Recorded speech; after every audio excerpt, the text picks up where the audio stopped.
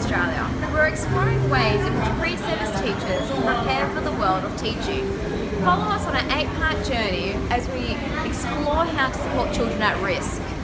Today's special, we'll be looking at the vulnerable group of children in out-of-home care. So come follow us on our journey. So what exactly is out-of-home care?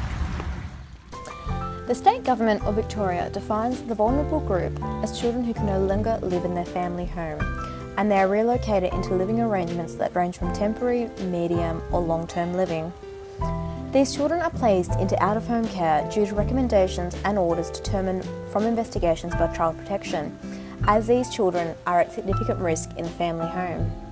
Further, other children can also be placed into out-of-home care as their parents or parent are unable to care for their child and approach the Department of Human Services or a community service organisation.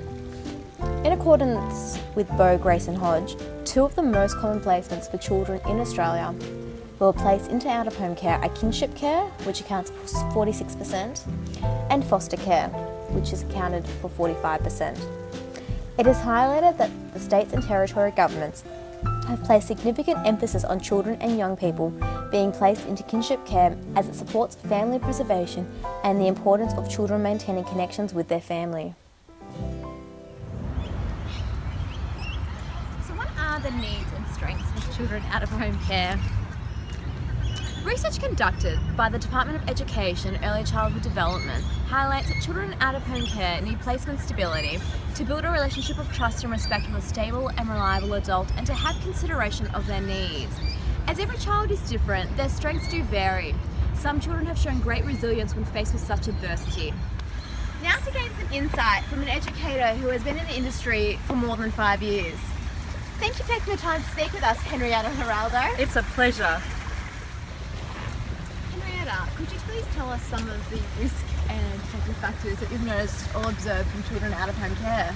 So, research undertaken by Beau, Grace and Hodge emphasises that when compared to the children in out-of-home care, they are significantly behind in school performance and academic achievement, as well as emotional well-being, physical and mental health. Research further highlights that children in out-of-home care display difficulties in forming and maintaining relationships and can develop and display a social or antisocial behaviour. How interesting. Yeah. So protective factors can be enhanced through the school's relationship with partnering organisations and through children being placed into safe and stable environments in their placement home. How important. It's very, very important. Tell us some of the strategies that educators use to assist students in out-of-home care. Well, an individual learning plan is imperative for supporting these children as it allows teachers to address the needs of the child. So it further enables the child to achieve their full potential, not only in learning, but their well-being. So through the plan, the teacher can identify risk and protective factors that would help strengthen the child as well as support their needs. Terrific. Yeah. Resilience programs are often incorporated into the curriculum in order to assist students who have experienced trauma. They support their social and emotional needs. Bounce Back is a common program that educators utilise as it focuses on self-knowledge, self-awareness and self-management. So when we spoke earlier before, you mentioned one final strategy that educators could use in the classroom. Do you mind just telling the audience about that for us? Yeah, so the Department of Education and Early Childhood Development highlights in the partnering agreement that the mentor program should be implemented through a learning mentor to be a role model, guide and advocate for the child.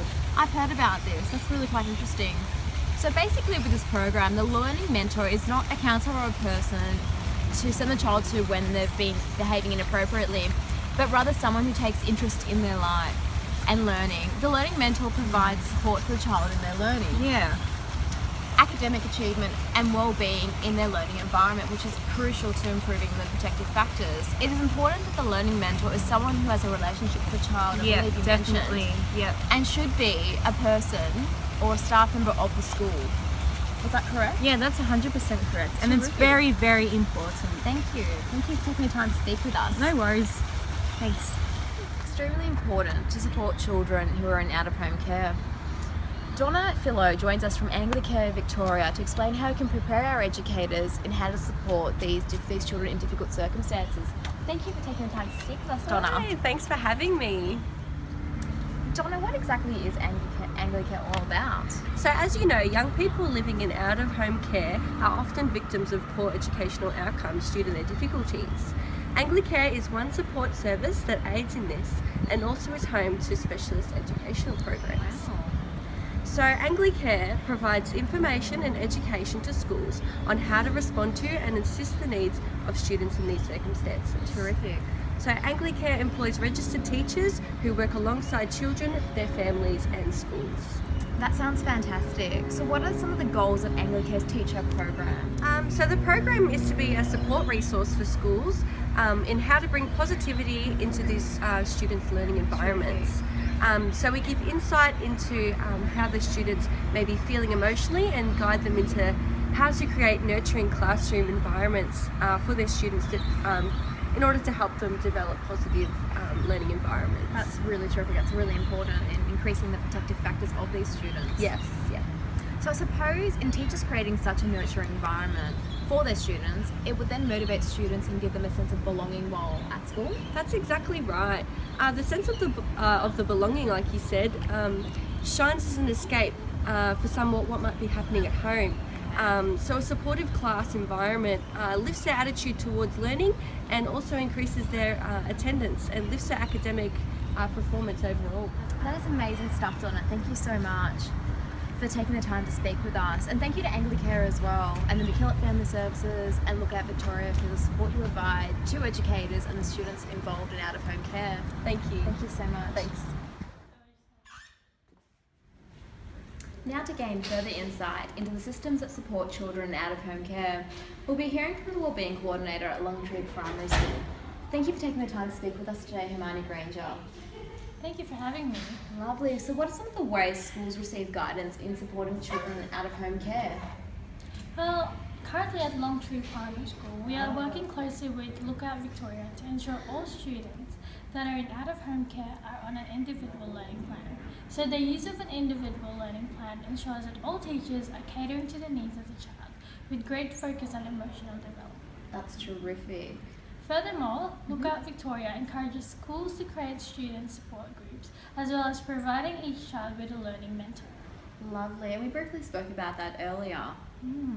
So Lookout Victoria encourages schools to follow a strengths-based approach to ensure children are progressing in their emotional and intellectual development. Terrific. So are you able to share with us the importance of communication with the organisation? Yep, so Lookout Victoria supports appropriate contact between schools, carers and caseworkers. This includes ensuring each school involved has a designated teacher that works as an advocate for children in out-of-home care. Terrific. So the advocate is to monitor students' individual learning plan to ensure learning goals are met. Lovely, that's fantastic. That's all from us today at Education Australia. Join us next week on Monday at 7 p.m. Good night, I'm Anne Cuthbert.